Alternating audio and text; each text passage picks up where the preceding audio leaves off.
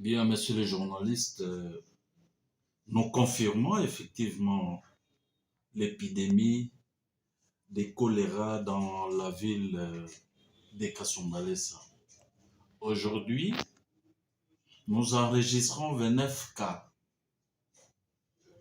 dont 5 sont sortis guéris, 7 sont des décédés communautaires et les 17 cas sont encore internés à l'hôpital Moona, là où on a érigé des tentes pour la prise en charge des cas de choléra.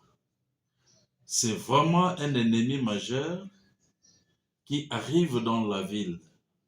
Nous devons tout faire pour éradiquer cette maladie en observant, bien sûr, les mesures telles que il faut laver les mains, passer saluer, peut-être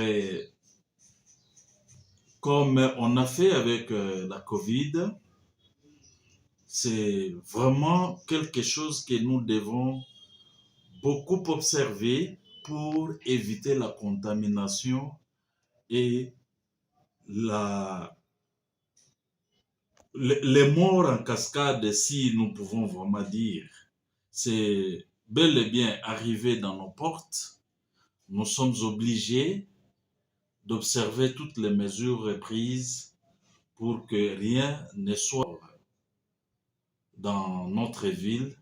Les cas que nous avons enregistrés soient traités et guéris. C'est de cette manière que nous allons lancer un message à la population de la ville de Kasumbalesa qui traverse du côté Zambie, de ne pas ramasser les résidus, de ne pas ramasser ce qu'ils appellent les délavés, de ne rien prendre ce qui est déjà abattu, mort de soi-même. Ce sont des épidémies qui se volatilisent à travers l'hygiène qui est mal conçue, à travers la maladie de main sale, à travers l'assainissement. L'environnement est totalement